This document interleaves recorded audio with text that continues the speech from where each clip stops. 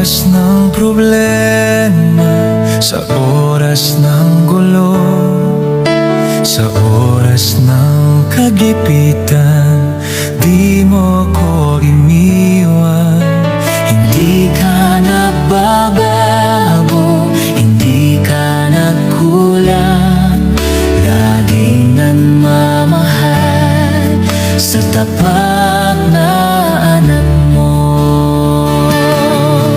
Nais kong mapalapit sa'yo, nais kong mapamahal sa'yo, Jesus, salamat